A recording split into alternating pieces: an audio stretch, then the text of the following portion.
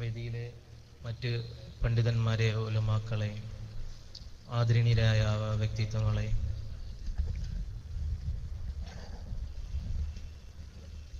സുന്നത്ത് ജമാഅത്തിന്റെ അജയ്യരായ കർമ്മധീരരായ പ്രവർത്തകരെ, സഹോദരങ്ങളെ, SGVയുടെയും കേരള മലബാർ ഇസ്ലാമിക് റൂമിൻ്റെയും ശ്രോതാക്കളായ പ്രിയ സുഹൃത്തുക്കളെ, സഹോദരങ്ങളെ, പ്രൗഢഗംഭീരമായ ഈ സദസ്സിനെ അഭിസംബോധന ചെയ്യുമ്പോൾ വളരെയധികം സന്തോഷമുണ്ട്. കൃതാർത്ഥരായാണ് നമ്മുടെ ഈ പ്രവർത്തകരെല്ലാം ഇവിടെ ഒരുമിച്ച് കൂടിയിട്ടുള്ളത്. തിരുവനന്തപുരം ജില്ലയിൽ നിന്ന് കൂട്ടത്തോടെ വഹാബിസത്തിൽ നിന്ന് ഞങ്ങൾ സുന്നത്ത് ജമാഅത്തിലേക്ക് മടങ്ങുമ്പോൾ എന്തിനു മടങ്ങി, ഈ ആദർശം പൊള്ളയാണ് എന്ന കാര്യം സമൂഹത്തോട് വിളിച്ചു പറയുവാൻ ഞങ്ങൾക്ക് ഒരു മടിയുമില്ല എന്ന് ഈ ആർത്തിരമ്പി വരുന്ന തിരമാലകളെ സാക്ഷി നിർത്തി പറയുവാൻ ഞങ്ങൾ ആഗ്രഹിക്കുകയാണ്.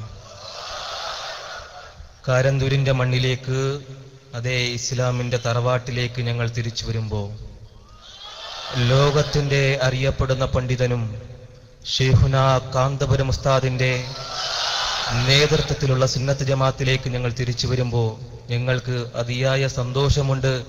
പരലോകത്തൊരിടമുണ്ട് എന്ന സത്യം ഞങ്ങൾ തിരിച്ചറിയുന്നു. SSFന്റെയും SOSന്റെയും ഉജ്ജ്വലമായ ഒരു പ്രമേയം. അതിനുമുമ്പേ എൻ്റെ പ്രിയ സുഹൃത്തുക്കളോട് ഞാൻ സൂചിപ്പിക്കുന്നു, ഒരു സലാം മടക്കിയാൽ തിരിച്ചു നിങ്ങൾ സലാം എനിക്ക് മടക്കണം. കാരണം വർഷങ്ങളായി നിങ്ങളോട് സലാം പറയുമ്പോൾ നിങ്ങൾ മടക്കാറില്ല.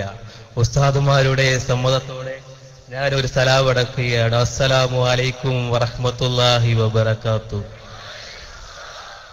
SOSന്റെ അതിപ്രസക്തമായ ഒരു പ്രമേയം നിങ്ങൾക്കറിയാം, തൗഹീദ് അജഞ്ചലമാണ് എന്ന പ്രമേയം. അതുപോലെ സുന്നത്ത് ജമാഅത്തിന്റെ വിദ്യാർത്ഥി വിഭാഗമായ SSFന്റെ ഒരു പ്രമേയം, സമരമാണ് ജീവിതം എന്ന പ്രമേയം. ഈ രണ്ട് പ്രമേയങ്ങളും ഉയർത്തിപ്പിടിക്കുമ്പോൾ നമ്മെ സംബന്ധിച്ചിടത്തോളം എന്തിന് തൗഹീദ് എന്ന വിഷയം വഹാബികൾ മനസ്സിലാക്കണം. ഒരുപക്ഷേ നിങ്ങളുടെ തൗഹീദ് ഇതാ സഖാഫിമാരുടെയും അക്സരിമാരുടെയും വാദപ്രതിവാദങ്ങളും ഖണ്ഡനങ്ങൾക്കും മുന്നിൽ തകർന്നടിയുന്നു എന്നത് ഒരിക്കൽ കൂടി സുന്നത്ത് ജമാഅത്ത് വിളിച്ചോതുകയാണ്. തൗഹീദ് അജഞ്ചലമാണ് എന്ന സത്യം. അതെ, സമരമാണ് ജീവിതമെന്ന ഈ പ്രമേയത്തിലൂടെ ജീവിതത്തിലൂടെ കടന്നു പോകേണ്ട മനുഷ്യർക്ക് ഒരിക്കലും സത്യവിശ്വാസിയെ സംബന്ധിച്ചിടത്തോളം ഭൂമി ലോകത്ത് സമരം ചെയ്തുകൊണ്ടേ മുന്നോട്ടു പോകാൻ കഴിയൂ. ആ സമരത്തിനുള്ള പിന്തുണയാണ് തൗഹീദ് അജഞ്ചലമാണ് എന്ന പ്രമേയം. നാം ഓർക്കണം സഹോദരങ്ങളെ, സുന്നത്ത് ജമാഅത്തിലേക്ക് ഞങ്ങൾ കടന്നു വരുമ്പോ ഞങ്ങളെ സംബന്ധിച്ചിടത്തോളം ഏറെ പ്രതീക്ഷയുണ്ട്. എന്താ പ്രതീക്ഷ? വഹാബികൾ പറഞ്ഞെടുക്കും പോലെയുള്ള ഇഹലോകത്തിന്റെ പ്രതീക്ഷയല്ല, പരലോകത്തിന്റെ പ്രതീക്ഷയാണ്. സുന്നത്ത് ജമാഅത്തിന്റെ കർമ്മനിരതരായ പണ്ഡിതന്മാർ കടന്നുപോയ പാതയിലേക്ക് ഞങ്ങൾ തിരിച്ചു വന്നു എന്ന, ഇസ്ലാമിന്റെ തറവാട്ടിലേക്ക് ഞങ്ങൾ തിരിച്ചു വന്നു എന്ന സത്യം നിങ്ങളുടെ മുമ്പിൽ വിളിച്ചോതുമ്പോ ഞങ്ങൾ പ്രവർത്തകർക്ക് ഏറെ സന്തോഷമുണ്ട്. ഇനിയും ഏറെ പ്രവർത്തകർ ഈ നവോത്ഥാന പ്രസ്ഥാനത്തിലേക്ക് തിരിച്ചു വരും എന്ന സത്യം നിങ്ങൾ കൂടെ മനസ്സിലാക്കണം. കാരണം ഈ അടുത്ത കാലത്ത് വന്നുകൊണ്ടിരിക്കുന്ന കാളുകളും ചില ആളുകളുടെ വർത്തമാനങ്ങളും സുന്നത്ത് ജമാഅത്തിലേക്ക് തിരിച്ചു വരാനുള്ള അവർ ഒരുങ്ങിക്കഴിഞ്ഞു എന്ന സത്യം കൂടെ ഈ സദസ്സിനെ നിർത്തി ഞാൻ പറയുകയാണ്. അതുപോലെ തന്നെ നവോത്ഥാനം എന്താണ്? മുജാഹിദ് പ്രസ്ഥാനത്തിന്റെ നവോത്ഥാനം നിങ്ങൾക്കെല്ലാവർക്കും അറിയാം. കേരളത്തിൽ മുജാഹിദ് പ്രസ്ഥാനം പറഞ്ഞുകൊണ്ടിരിക്കുന്ന നവോത്ഥാനത്തിന്റെ അവസ്ഥ ഇന്ന് എന്ത് ചെയ്യുന്നു? കേരളത്തിൽ നവോത്ഥാനം പറഞ്ഞിരുന്നവർ, നവോത്ഥാനത്തിന്റെ ആളുകളാണെന്ന് പറഞ്ഞിരുന്നവർ, പുരോഗമനത്തിന്റെയും പുരോഗമന ചിന്താഗതിയുടെയും ആളുകളെന്ന് പറഞ്ഞിരുന്നവർ, അതെ, ഇവിടുത്തെ സാമൂഹ്യ ക്ഷേമ പ്രവർത്തകരെ മുൻനിർത്തിക്കൊണ്ട് ഇവർ നടത്തിയിരുന്ന പൊള്ളത്തരങ്ങൾ കേരളത്തിൽ, അതേ അടിപ്പാവാട മൗലവി മുതൽ അതേ പുതിയ തൗഹീദിന്റെ വാഹകരായി പല ആളുകളും രംഗത്തെത്തുമ്പോ എന്താണ് ഇവരെ നവോത്ഥാനമെന്ന് ഈ സദസ്സിൽ വെച്ച് തുറന്നു പറയാൻ ചെറിയൊരു മടിയുണ്ട്. നിങ്ങളൊക്കെ കേട്ടിരിക്കും ആ നവോത്ഥാനത്തിന്റെ കഥ. കാരണം അടിവസ്ത്രം കഴുകി പിഴിഞ്ഞു കുടിക്കുന്ന നവോത്ഥാനത്തിന്റെ ആളുകളാണെന്ന് കേരളത്തിലെ വഹാബികളെ തിരിച്ചറിയുമ്പോ ഇവിടെ തകർന്നടിയുന്നത് ഈ മുജാഹിദ് പ്രസ്ഥാനത്തിന്റെ ഓരോ തരിമ്പുകളും തകർന്നടിയും എന്ന കാര്യത്തിൽ സംശയമില്ല. അതുപോലെ തന്നെ ഈ കഴിഞ്ഞ ഒക്ടോബർ മാസം 15-ാം തീയതി ഞങ്ങൾ തിരുവനന്തപുരം ജില്ലയിലെ പ്രവർത്തകര് കൂട്ടത്തോടെ സുന്നത്ത് ജമാഅത്തിലേക്ക് കടന്നു വരുന്നതിനെ കുറിച്ചൊരു പത്രസമ്മേളനം വിളിച്ചു. ഈ പത്രസമ്മേളനം കേട്ടവാദി കേൾക്കാത്തവാദി ചില ആളുകളൊക്കെ ഇറങ്ങി തിരിച്ചിട്ടുണ്ട്. എന്താണെന്നറിയോ? വിമർശനങ്ങളുടെ ഒരു വല്ലാത്ത വാണ്ടക്കെട്ടുമായി. ആരൊക്കെ വിമർശന രംഗത്തുള്ളതെന്നറിയോ നിങ്ങൾക്ക്? ഞങ്ങൾ സുന്നി പ്രസ്ഥാനത്തിലേക്ക് കടന്നു വരുന്നത് മുജാഹിദ് പ്രസ്ഥാനം വലിച്ചെറിഞ്ഞുകൊണ്ടാ. എന്നാൽ മുജാഹിദ് പ്രസ്ഥാനത്തിൽ നിന്ന് ചെവിക്കെടുത്ത് പുറത്തു കളഞ്ഞ സക്കരിയ സ്വലാഹി അടക്കമുള്ള മുജാഹിദ് ബാലുശ്ശേരിമാർ ഈ നാട്ടിൽ പറയുന്ന ചില വിമർശനങ്ങളുണ്ട്. എന്താണ് വിമർശനങ്ങൾ? ഞങ്ങൾ വന്ന കുറെ MSMന്റെ പ്രവർത്തകരുണ്ട് അവിടെ, നാട്ടിലുള്ള അനുഭാവികളും പ്രവർത്തകരായിട്ടുള്ള ആളുകൾ. അവര് ഒരിക്കലും MSMകാരായിരുന്നില്ല. ഈ പ്രസംഗം കേൾക്കുമ്പോ ഇതിന്റെ ചുറ്റുപാടുള്ള MSMകാരുണ്ടെങ്കിൽ ഓർത്തുകൊള്ളുക, നിങ്ങൾ തൗഹീദിലേക്ക്, അതേ യഥാർത്ഥ വിശ്വാസത്തിലേക്ക് നിങ്ങൾ തിരിച്ചു വരുമെങ്കിൽ ഇതേ മൗലവിമാർ നിങ്ങളെയും തള്ളിപ്പറയും എന്ന കാര്യം നിങ്ങൾ മറക്കേണ്ടതില്ല. കാരണം നവോത്ഥാനം പറഞ്ഞിരുന്ന ആളുകൾ ഇന്ന് വ്യക്തിപൂജയുടെ ആളുകളായി മാറിയിരിക്കുന്നു. ഒരു കാലത്ത് സുന്നത്ത് ജമാഅത്തിന്റെ പണ്ഡിതന്മാരെ ഇവർ പറഞ്ഞിരുന്ന എന്താണ്? തഖ്ലീദ് ചെയ്യുന്നു, ചില പണ്ഡിതന്മാരെ ഇവർ പിൻപറ്റുന്ന. ഞാൻ ചോദിക്കട്ടെ, ഇന്ന് എത്ര മൗലവിമാരെ ഈ മുജാഹിദ് പ്രസ്ഥാനം പിൻപറ്റിക്കൊണ്ടിരിക്കുന്നു? ഇരുവേറ്റിയുടെ ഒരു ഗ്രൂപ്പ്, ബാലുശ്ശേരിയുടെ വേറൊരു ഗ്രൂപ്പ്, അതേപോലെ തന്നെ സക്കരിയ സ്വലാഹിയുടെ വേറൊരു ഗ്രൂപ്പ്. 14-ാം തീയതി തിരുവനന്തപുരം ജില്ലയിൽ കാസർഗോഡ് മുതൽ തിരുവനന്തപുരം വരെ നടത്തിയ ആദർശ വിശദീകരണത്തിൽ നമ്മുടെ സക്കരിയ സ്വലാഹി പറഞ്ഞു വെച്ചതും പറയാതെ പോയതുമായ കുറെ സത്യങ്ങളുണ്ട്.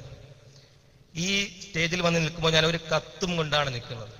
സക്കരിയ സ്വലാഹി എത്രമാത്രം സുന്നത്ത് ജമാഅത്തിനെ പേടിക്കുന്നു എന്നതിന്റെ ഏറ്റവും വലിയ തെളിവാണിത്. കാരണം സുന്നത്ത് ജമാഅത്തിലേക്ക് ക്ഷണിച്ചുകൊണ്ട് ഈയുള്ളവൻ, നിസ്സഹായനായ ഒരു പണ്ഡിതനൊന്നുമല്ല, ഒരു ചെറിയ വ്യക്തി, ഒരു കത്തയച്ചിട്ട് ആ കത്തൊന്ന് കൈപ്പറ്റാൻ പോലും അദ്ദേഹത്തിന് ധൈര്യം ഉണ്ടായിട്ടില്ല. ഹസൻ മുസ്ലിയാർക്ക് പണ്ട് അദ്ദേഹത്തെ സുന്നത്ത് ജമാഅത്തില് അദ്ദേഹത്തെ ഇസ്ലാമിലേക്ക് ക്ഷണിച്ചുകൊണ്ട് ഒരു കത്തെഴുതിയിട്ടുണ്ട്, ചരിത്രങ്ങൾ ഉറങ്ങിക്കിടക്കുന്ന ഒരു കത്ത്. അതേപോലെ ഒരു കത്ത് സുന്നത്ത് ജമാഅത്തിലേക്ക് ക്ഷണിച്ചുകൊണ്ട് സക്കരിയ സ്വലാഹിക്ക് ഞാനൊരു കത്തയച്ചിട്ട് ആ കത്ത് കൈപ്പറ്റാൻ പോലും അദ്ദേഹത്തിന് ധൈര്യം ഉണ്ടായിട്ടില്ല. നിങ്ങളൊന്ന് ചിന്തിച്ചു നോക്കൂ, വഹാബി പ്രസ്ഥാനത്തിന്റെ അവസ്ഥ എന്താ? ഒരു കത്തിനെ പോലും അവർ ഭയപ്പെടുന്നു. തൗഹീദിന്റെ പേരിൽ സാധാരണ ഒരു പ്രവർത്തകൻ അയക്കുന്ന കത്ത് പോലും കൈപ്പറ്റാൻ സക്കരിയ സ്വലാഹി മടിക്കുമ്പോ അദ്ദേഹത്തിന്റെ ചേതോവികാരം എന്താണ്? അദ്ദേഹം ആദർശത്തിലേക്ക് കടന്നു വരണമെന്ന ഈ കത്തിന്റെ ഉള്ളടക്കത്തിലുള്ളത്. സുന്നത്ത് ജമാഅത്തിലേക്ക് ഞങ്ങളെ കൈപിടിച്ചെടുക്കുവാൻ സക്കരിയ സ്വലാഹി കാണിച്ച ആർജവം. സക്കരിയ സ്വലാഹി ഇപ്പൊ പടിക്ക് പുറത്താ. അദ്ദേഹത്തെ ഈ പടിക്കകത്ത് കയറ്റാനാണ് ഞങ്ങൾ കത്തയച്ചത്. ഞങ്ങളെ ഈ പടിക്ക് അകത്തേക്ക് കയറ്റാൻ കാരണക്കാരനായി സക്കരിയ സ്വലാഹി ഒരു കാരണഭൂതമായിട്ടുണ്ട്. ആ കാരണഭൂതനായ സക്കരിയ സ്വലാഹി എത്രയും പെട്ടെന്ന് സുന്നത്ത് ജമാഅത്തിലേക്ക് കടന്നു വരണം. കാരണം സുന്നികളുടെ ഇടയിലും അതുപോലെ തന്നെ മുജാഹിദുകളുടെ ഇടയിലും ഒരു മധ്യമ ഒരു ഇത് വർദ്ധിക്കുന്ന ഒരാളാണ് സക്കരിയ സ്വലാഹി. അപ്പൊ അദ്ദേഹത്തിന് സുന്നത്ത് ജമാഅത്തിന്റെ ആദർശങ്ങളോട് തിരിച്ചു വരാൻ വലിയൊരു മടിയൊന്നും വേണ്ട. കാരണം എളുപ്പമാണ്, പെട്ടെന്ന് തന്നെ സുന്നത്ത് ജമാഅത്തിലേക്ക് വരാം. അതിനുള്ള ഈ ഉസ്താദ്മാരൊക്കെ തയ്യാറല്ലേ സക്കരിയ സ്വലാഹി കൊണ്ടുവരാന്? വരുവാണെങ്കിൽ ഓക്കെ, ഇൻഷാ അല്ലാഹ് ഞാനും പറയുന്നുണ്ട്. ഫോൺ വിളിച്ച് കിട്ടുവാണെങ്കിൽ ഞാനും പറയുന്നുണ്ട് ഇൻഷാ അല്ലാഹ്. പിന്നെ വ്യക്തിപരമായി ചില മുജാഹിദ് ബാലുശ്ശേരിയുടെ പരാമർശങ്ങൾ. കാരണം കള്ളം പറയൽ ഇവരുടെ ഒരു കുലത്തൊഴിലാണ്. കാരണം ഇവരുടെ ഏറ്റവും വലിയ general secretary AP Abdul Khader Moulavi കോടതിയിൽ പിഴ അടച്ച ഒരു സംഭവം നിങ്ങൾക്ക് അറിയാം. 2000 രൂപ കളവ് പറഞ്ഞതിന് പിഴ അടച്ചിട്ടുണ്ട്. അതേ പാത പിന്തുടർന്ന മുജാഹിദ് ബാലുശ്ശേരി 15-ാം തീയതി ഞങ്ങൾ പത്രസമ്മേളനം വിളിച്ചപ്പോ മലയാളം പെട്രൂമിനകത്ത് വന്നിട്ട് പറഞ്ഞൊരു സത്യമുണ്ട്. എന്താണെന്ന് അറിയാം നിങ്ങൾക്ക്? ഞങ്ങൾ ഒരിക്കലും മുജാഹിദുകളായിരുന്നേ ഇല്ല. വന്നവർ 3 ആളുകൾ, കുറച്ചു കഴിഞ്ഞപ്പോ മാറി 7 ആയി, പിന്നെ അത് 10 ആയി. ഇപ്പൊ എത്രയാണ് അവരുടെ കണക്കെന്നറിയില്ല. ഞങ്ങൾ ഇവിടെ വന്നിട്ടുള്ള 24 പ്രതിനിധികളുണ്ട്. ഈ 24 പ്രതിനിധികളും വിവിധ പ്രദേശങ്ങളിലെ ആളുകളാണ്. ഇവരെ കീഴിലുള്ള ആളുകളെ 10 വെച്ച് നിങ്ങൾ കൂട്ടി എത്രയായി?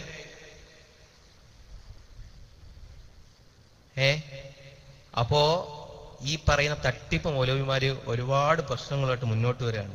അതുപോലെ തന്നെ ഞാൻ കൂടുതൽ വിഷയങ്ങളിലേക്ക് കടക്കുന്നില്ല ഇൻഷാ അല്ലാഹ്. പിന്നെ കൂടുതൽ ഇവരുടെ വിമർശനങ്ങളും കാര്യങ്ങളായിട്ട് നമുക്ക് ഇനി ഇറങ്ങേണ്ടതുണ്ട്. ഇവർക്ക് കുറെ പണി നമുക്ക് കൊടുക്കണ്ടേ? കാരണം കൊടുക്കണം ഇൻഷാ അല്ലാഹ്. ഇവരുടെ കാര്യങ്ങളൊക്കെ നമ്മൾ കൃത്യമായി ക്ലിപ്പുകളാക്കിക്കൊണ്ടിരിക്കണം. ഇവരെ വലിയ വലിയ മൗലവിമാരെ നമ്മൾ വിളിക്കണം. എന്തിനാ? ഫോൺ വിളിച്ചിട്ട് ചോദിക്കുക നിങ്ങൾ സംവാദത്തിനുണ്ടോന്ന്. ആരോട്? ഞങ്ങളോട്. ആരോട് തളർന്നിട്ട്? ഇതായിരിക്കണം അലവി സഖാഫിയുടെ സംവാദം നടത്തിയിട്ട് തളർന്നിട്ടേ ഞങ്ങളോട് ഇനിയിപ്പോ സഖാഫിമാര് ഈ അവസ്ഥയിൽ ഇവർ എത്തിക്കുകയാണ്. അപ്പോ സമൂഹം തിരിച്ചറിയേണ്ടതുണ്ട്. മുജാഹിദുകൾ ഈ പരിസരത്ത് സൗണ്ട് കേൾക്കുന്നുണ്ട്. തീർച്ചയായും നിങ്ങൾ ഈ ഉസ്താദുമാരോട് രഹസ്യമായിട്ടെങ്കിലും, ഈ ഉസ്താദുമാര് വളരെ നല്ലവരാണെന്ന് പറയുന്നത് എന്തറിയോ, ഇവര് ഫോൺ വിളിച്ച പോലും കൃത്യമായി നിങ്ങൾക്ക് ആദർശം പറഞ്ഞു തരും. നിങ്ങൾ മുജാഹിദ് ബാലിശ്ശേരി എന്ന് വിളിച്ചു നോക്കി, സക്കരിയ സ്വലായി എന്ന് വിളിച്ചു നോക്കിയും ഫോൺ എടുക്കൂല. ഈ മൗലവി ഇതായിരിക്കുന്ന ഉസ്താദുമാരൊക്കെ എത്രയോ മണിക്കൂറുകൾ ഞങ്ങൾക്ക് ആദർശം പറഞ്ഞു ഫോൺ വഴി നിങ്ങൾ ആലോചിക്കണം. ഉസ്താദുമാർ എത്രയോ തിരക്കുള്ള വ്യക്തികളാ, എന്നിട്ട് അവരെ ഞങ്ങൾ ഫോൺ വഴി ആദർശം പറഞ്ഞു നിൽക്കണേ. പക്ഷേ ഇതേ ഒരു രീതി മുജാഹിദ് പ്രസ്ഥാനം ഇനിയും നടത്തേണ്ടതുണ്ട് എന്ന് ഓർമ്മപ്പെടുത്തുകയാണ്. അതുപോലെ തന്നെ നമ്മളെ മഹാരഥരമായ പണ്ഡിതന്മാർ കഴിഞ്ഞുപോയ ഒരുപാട് പണ്ഡിതന്മാരുണ്ട്. ഇമാം ഷാഫി അടക്കമുള്ള പണ്ഡിതന്മാർ, അവരൊക്കെ പോയ ഒരു പാത. അതുപോലെ തന്നെ ഇപ്പോ എന്താണ് ജിന്നിനോട് സഹായം ചോദിക്കുന്നത് ശിർക്കല്ല എന്നാ പറയുന്നത്. അപ്പൊ അങ്ങനെയാണെങ്കിൽ ഇസ്തിഗാസ ഏതാ വിഷയം? ഇസ്തിഗാസ അതേ നിർവചനം കൊടുത്ത് പറയുകയാണെങ്കിൽ ഇസ്തിഗാസ ചെയ്യാം, പണ്ഡിതന്മാർ ചെയ്തിട്ടുണ്ട്. ശിർക്കല്ല എന്ന് പറഞ്ഞാൽ അപ്പൊ മുശ്രിക്കും അല്ല. അപ്പൊ അതേ നിർവചനം ഇതിനും വെച്ചു കൊടുത്താൽ മതി. അപ്പൊ അത്തരം വിഷയങ്ങളിലേക്ക് ഇൻഷാ അല്ലാഹ് കൂടുതൽ കാര്യങ്ങളൊക്കെ നമുക്ക് ചർച്ചകൾ വരാനുണ്ട്. ഉസ്താദുമാര് വിഷയങ്ങൾ സൂചിപ്പിക്കും. അതുപോലെ നമ്മളെ അനീഫ കായക്കൊടി ഈ ആലുവ സംവാദം, നൗഷാദ് അക്സനി നടത്തിയ ഒരു ആലുവ സംവാദമുണ്ട്.